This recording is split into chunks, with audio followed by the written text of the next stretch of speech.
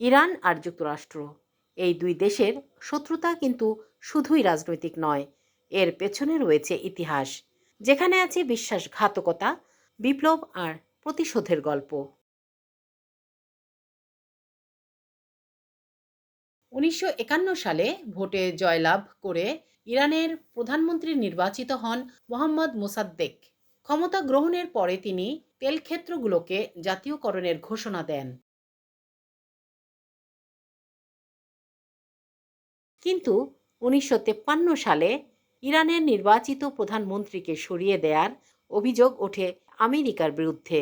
British গোয়েন্দা সংস্থা এবং সিআইএর সহায়তায় সংঘটিত সামরিক অভ্যুত্থানে ক্ষমতাচ্যুত হন মোহাম্মদ মোসাদ্দেক। যুক্তরাষ্ট্রের সমর্থনে ইরানের বাদশাহ হিসেবে আবারও ক্ষমতায় বসেন রেজা শাহ পাহলভি।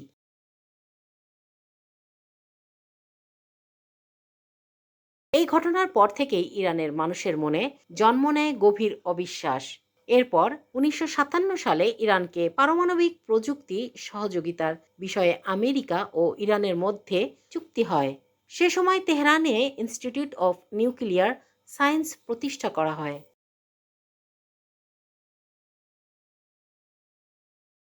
1964 সালে ইরানের ধর্মীয় নেতা আয়াতুল্লাহ রুহুল্লাহ খোমেনিকে দেশ থেকে বের করে তুরস্কে নির্বাসনে পাঠানো হয়। এরপর তিনি ইরাক, কুয়েত ও সবশেষে ফ্রান্সে নির্বাসিত ছিলেন।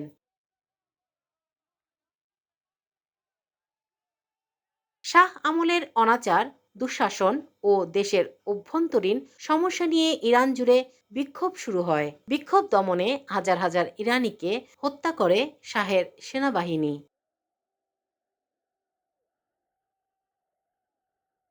অবশেষে খোমেনির নেতৃত্বে 1979 সালে রেজা শাহ পাহলভির পতন ঘটে। প্রায় 14 বছরের নির্বাসিত জীবন ছেড়ে বিপ্লবের নেতা হিসেবে আয়াতুল্লাহ খোমেনির দেশে প্রত্যাবর্তন হয়।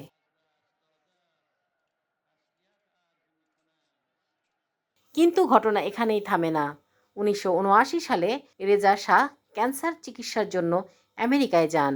অত্যাচারী শাহকে পৃষ্ঠপোষকতা করার প্রতিবাদে ও তাকে দেশে ফিরিয়ে বিচারের মুখোমুখি করার দাবিতে বিপ্লব সফল হওয়ার 2 সপ্তাহ পর তেহরানে মার্কিন দূতাবাসে বিক্ষুব্ধ ছাত্ররা প্রবেশ করে।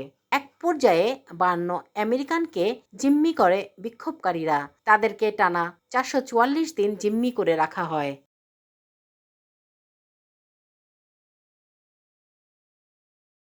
এই ঘটনার পর দুই দেশের সম্পর্ক পুরোপুরি ভেঙে যায়। সে সময় ইরানের ওপর বাণিজ্যিক নিষেধাজ্ঞা আরোপের পাশাপাশি সব কূটনৈতিক সম্পর্ক ছিন্ন করে আমেরিকা।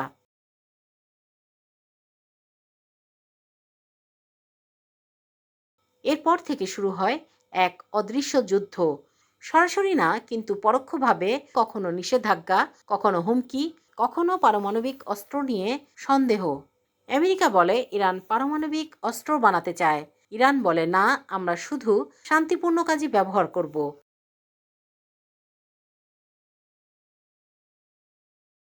এদিকে মধ্যপ্রাচ্যের বিভিন্ন সংঘাতে দুই দেশ আলাদা আলাদা পক্ষকে সমর্থন করে।